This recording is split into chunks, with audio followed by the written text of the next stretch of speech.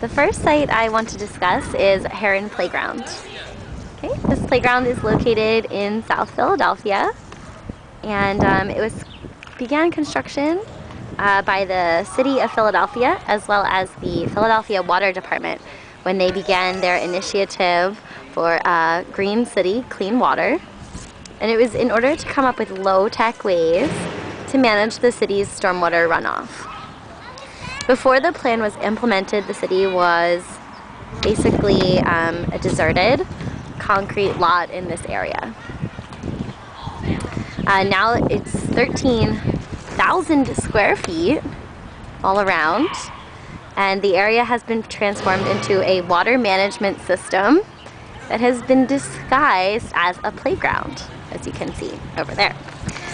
This site exemplifies both adaptation and creating a place-based community, both preparing the city for more extreme weather events expected in the future, as well as enhancing the aesthetic appeal of the neighborhood by creating a healthier and safer, potentially more valuable area for the residents in this area.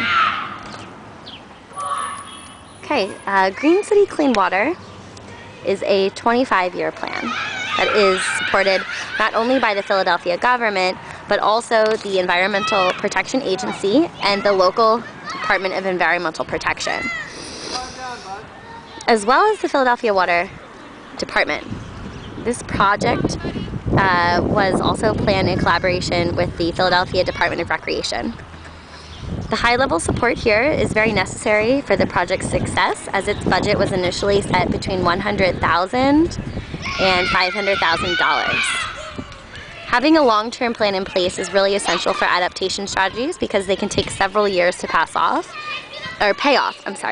Philadelphia was currently at that time searching for a way to manage stormwater runoff from impervious pavement, and rather than invest in the 16,000 meters of piping to manage the runoff underground, the city decided to deal with the program with low-tech strategies like what you see here, involving planning for the problem to capture the rain locally. It's a decentralized management system of capturing the water where it falls. So in reference to the 3 E's, the pillars of its sustainability, the park does really well addressing sustainability for the environment, with the potential to capture 100% of the rainfall in this area. So how does it do that? Almost all of the park is porous material. So right here, this is a porous surface, and then you can see the basketball court over there, which we'll talk about later. All of the sidewalks here are not porous, but they do allow for the runoff to go into these nearby planters and levels around. They're designed in a sloping fashion so as to accommodate the rainfall. Further pervious surface includes a swale, which is located over here in this corner. This is the rain garden. So the park shows a lot of signs of improving the local economy. There's a lot of increased foot traffic. As you can see today, there's not so many people here, but this whole area has had increased foot traffic. And due to the removal of the once vacant area here, the property value is expected to increase. This low-tech strategy has cost the city less than the construction of underground piping and has made a lot of economic sense in the methods of prevention of stormwater problems. This park was built in an average area for income level. You can see it's mostly row homes in this area. A little further north, you'll find a higher income area, and then if you head further south, you'll find much lower income areas. This strategy could easily be translated to other vacant land areas that are in the process of revitalization. As far as green building standards, this park was given expedited permitting process through the Green Project Review, which the Heron Playground was able to take advantage of when they first began construction. This is the rain garden we're taking a look at now. So this area is a really great example of adaptation of a green building standard just being applied to an open space. It's vacant land. So this park provides refreshing streams of water to city children. Those nozzles are activated by motion, so that's a really nice feature. They're not on all the time. But they have yet to integrate solar panels into the water system, so they don't, and they also don't attempt to recycle that water through a gray water system. So if they decided to do that, that would really help to increase the resiliency in this location. Incidentally, over here, this is the porous pavement area. This is the basketball court. Go ahead and take a peek. Okay. So this pavement is porous, and it actually is leveled underground. So in that corner is the highest level, farthest away from us, and then it goes a little bit lower, lower, lower, and that folds into this rain garden swale over here in this area. That's another strategy that they've employed in this green, sustainable park.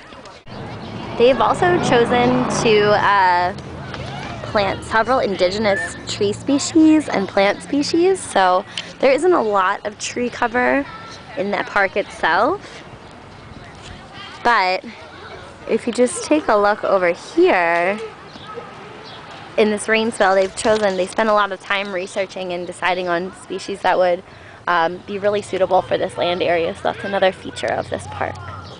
I want to contrast the Philadelphia site with this one right here in Columbia Heights, where I live now. This site was initially called Columbia Heights Plaza, but it's now named Tivoli after the theater nearby. It's part of the Columbia Heights Public Realm Project, and the design was commissioned by CCCAH, and the infrastructure was supported by the District Department of Transportation.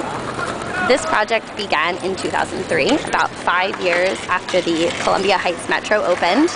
We're now at 14th and Park, and the Columbia Heights Metro is about 2 blocks in that direction. The central idea was to connect the commercial hub, which you can see down there with the Target, with the Civic Hub, which is up here where residents can congregate. This area supports up to 3,000 people at its core, and it has a depressed area over there that creates a seating wall. The intricate mosaic patterns here add to the beautification, and this whole area is a gathering place for music, events, displays, and weekend farmers markets, as well as, of course, it's a great area for people watching. In the summer, there are nozzles in this area here that are depressed into the mosaic, and they turn on and shoot sprays of water for city kids to cool off. The water is now powered by these huge flower-like structures up here that have solar energy panels on them, and they generate electricity to power the water sprays which come out over here. Prior to its design, Columbia Heights area was experiencing high crime rates, and this project hoped to revitalize the area by creating a safe corridor from residential areas all the way down there and over here, and then taking that down to the metro stop in this direction. So during the planning phase, the planning group hired an urban planner, and this person worked on the design and used a community relations team to develop a concept for the connection. So the community relations team spoke with the public during the conception phase. So the community relations team discovered that there were 5 things that the group wanted to do in the community. They wanted to, 1, create a sense of identity and place. 2, create a sense of safety. 3, increase investment, which you can see here with all these amazing shops that line the streets. And 4, to create a sense of community through the recognition of diversity. As well as 5, increase the walkability of the neighborhood. So I'm going to try to get you down to the Metro Center over there. This fits really well with the government's goal to create a more transit-oriented area of development. As you can tell, the 3 pillars of sustainability are addressed well in this plan, as the park promotes equity first through its plan to develop this neighborhood, which was once stark and is now a bustling community. The attempts to include diversity at all stages seem to have worked, as the community still supports minority groups. Although there is a lot of new development occurring further south in the direction of the metro station, and this has increased the potential for gentrification over time. However, the property values in this area have certainly skyrocketed a little bit. However, the government still supports a lot of housing in this community. There is a lot of low-income and assisted housing right on 14th Street here. This revitalization effort has boosted the local economy over the years, and the 14th Street row, which we're looking at now, has seen a marvelous increase in shopping and retail opportunities. Following the riots in 1968 after the assassination of Martin Luther King, the 14th Street corridor did not really recover until this project was initiated. Now the street is a real commercial hub. There are restaurants and all kinds of stores. The environment probably received the least consideration in this rehabilitation effort. Perhaps the benefits are only somewhat indirect. Although there is an increase in walkability, this probably does not decrease the emissions much, considering this was a low-income area prior, and weren't really seeing as many people able to afford cars.